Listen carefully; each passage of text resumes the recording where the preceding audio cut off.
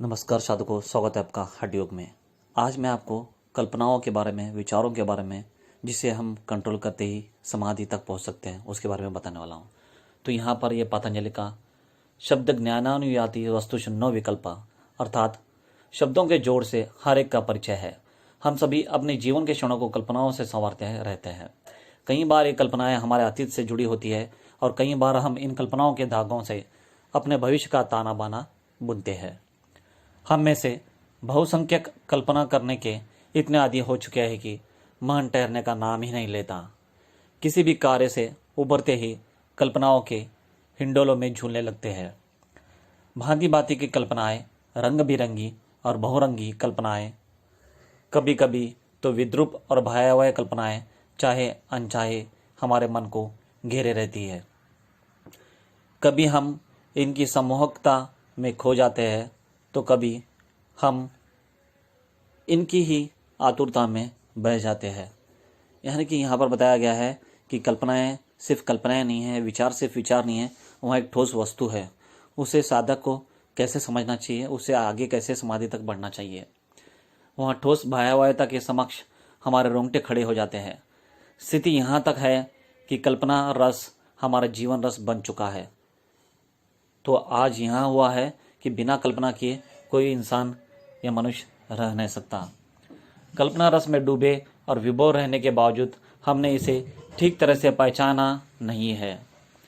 परम पूज्य गुरुदेव इस संबंध में कहा करते थे, कल्पनाएं सदा ही कोरी और खोखली नहीं होती। इन्हें ऊर्जा व शक्ति के स्रोत के रूप में भी अनुभव किया जा सकता है। जो योगी ऐसा कर पाते हैं वे ही सही ढंग से मन की विकल्प वृत्ति का सदुपयोग करना जानते हैं। मन की वृत्तियां अलग अलग है, उसमें एक विकल्प वृत्ति है, उसके बारे में यहाँ पर बताया गया है। कैसे किया जाए यह सदुपयोग? इस प्रश्न का पहला बिंदु है कि कल्पना में निहित शक्ति को, उसकी संभावनाओं को पहचानिए। यह समस्त सृष्टि ब्रह्म की कल्पना ही तो है। हम सब उसके सनातन अंश है। ऐसी स्थिति में हमारी कल्पनाओं से भी संभावनाओं के अनंत बीज छुपी है। कल्पना में समाई शक्ति की संभावनाओं पर विश्वास करने के बाद दूसरी बिंदु है कल्पनाओं की दिशा। पहले विश्वास करें फिर दिशा करें। गुरुदेव का कहना था, हमें सदा ही विध्यात्मक कल्पनाएं करनी चाहिए, क्योंकि निषेधात्मक कल्पनाएं हमारी अंध ऊर्जा को नष्ट करती है। यानी कि नेगेटिविटी आपको अधोगति में पहुंचा देती है। इसलिए हमेशा पॉजिटिव या पॉजिटिविटी पे बने रहिए। वो आपको अग्रसर करके साधक को एक समाधि अवस्था तक पहुंचाती है, क्योंकि निषेधात्मक कल्पनाएं हमारे अंत ऊर्जा को नष्ट कर देती है। तो ऊर्जावान और शक्तिवान संपन्न बनाती है पॉजिटिविटियां। इस तकनीक का तीसरा बिंदु है कल्पनाओं को अपनी अभिरुचि के अनुसार अंत भावनाओं अथवा विवेकपूर्ण विचार से जोड़ना। इस प्रक्रिया के परिणाम बड़े ही सुखद और आश्चर्यजनक होते हैं। देखिए यहाँ पर कितना महत्व बताया है इसका। तो विवेकपूर्ण विचार से जोड़ना चाहिए। अंत भावनाओं से संयुक्त होकर कल्पना कला को जन्म देती है, जबकि विवेकपूर्ण विचार से जुड़कर कल्पना शोध की सृष्टि करती है।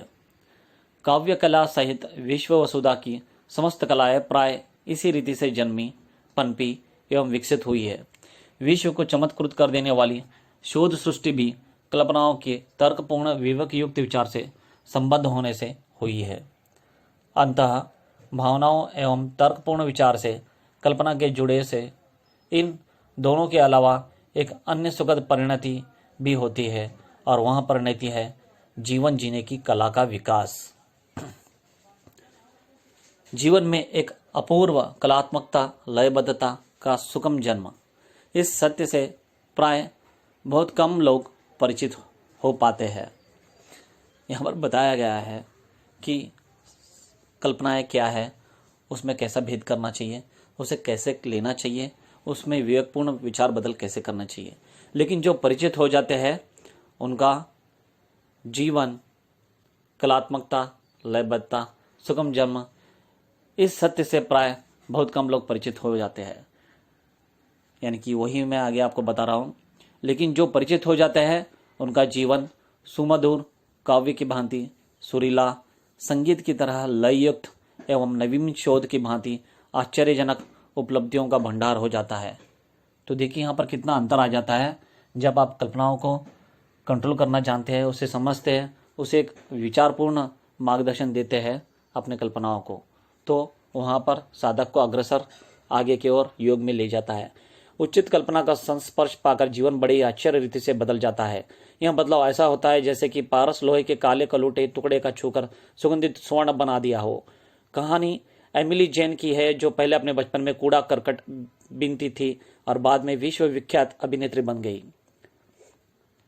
उसकी जीवन कथा वंडर ऑफ वंडर्स के लेखक जेम्स एल्वियन का कहना है कि एमिली जब छोटी थी, जी हाँ, जब एमिली छोटी थी तो यहाँ पर बताया गया है, एक दिन वहाँ कूड़ा करकट से कुछ बीन रही थी। बीनती बीनती वहाँ थक गई। साथ कुछ लड़के लड़कियाँ और भी थे। मनोरंजन के लिए सब मिलकर नाचने लगे। तभी वहाँ से अनविन रोजट का गुजरना हुआ। रोजट ने बच्चों के बीच नृत्य करती हुई एमिली को देखा। उसे संकेत से पास बुलाया और धीरे से कहा, प्यारी बच्ची, तुम अद्वितीय हो। सौंदर्य और कला का अपूर्व मिश्रण तुम में है। तुम चाहो तो क्या नहीं कर सकती? सचमुच ही मैं कुछ भी कर सकती हूँ, एमिली ने पूछा। हाँ, तुम कुछ भी कर सकती हो। इस एक कल्पना ने अंतः भावनाओं एवं तर्कपूर्ण विवेक युक्त विचारों से मिलकर एमिली को नया जन्म दिया। तो देखिए, एक अच्छी सी कल्पना ने उस एमिली का जीवन बदल दिया। वह एमिली जो कला की देवी मानी जाने लगी, तो तभी वहाँ परम पूज्य कर सकती हो। इस एक कल्पना ने अंत भावना एवं तर्कपूर्ण विवेक युक्त, तभी तो परम पूज्य गुरुदेव कहते थे, कल्पना को खाली पुलाव मत बनाओ, उसे अपनी शक्ति समझो, अपना ऊर्जा स्त्रोत बनाओ।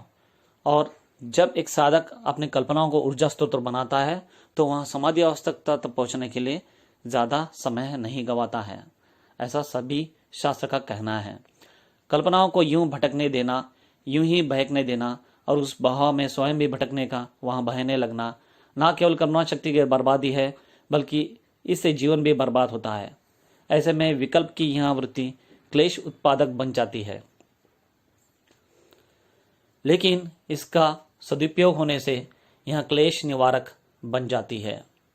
बस सब कुछ हम साधकों पर है कि उसे अपनी साधना का साधक बनाए या हम उसे अपनी साधना में बाधक बनाए। तो देखिए, कल्पनाओं को अगर से आप अच्छे रीति से, अच्छे ढंग से, विचार युक्त से लेते हैं तो आपकी साधना में अग्रसर होगी और उन्नति होगी। बस सब कुछ हम साधकों पर है, उसे अपनी साधना का साधक तत्व बनाएं या फिर उसे बाधक बनाएं या बनाते रहे।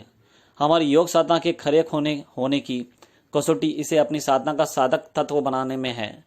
इस विकल्प वृत्ति की साधना यदि बहिर्मुखी हो तो हमें सांसारिक उपलब्धियों के वरदान देती है, और यदि इसे अंतर्मुखी कर ले, कल्पना हमारी धारणा का स्वरूप ले तो हमें यौगिक विभूतियों के वरदान देती है।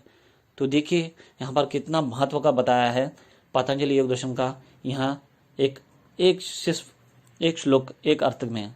तो कल्पनाओं को अच्छे से विचारपूर्वक ध्यान से मोड़ा जाए तो आपको धारणा, ध्यान, समाधि में सिद्ध करने के लिए बहुत टाइम नहीं लग पाएगा एक साधक को, एक उच्च कोटि के साधक को। तो बस इतना ही मुझे इस वीडियो में बताना था।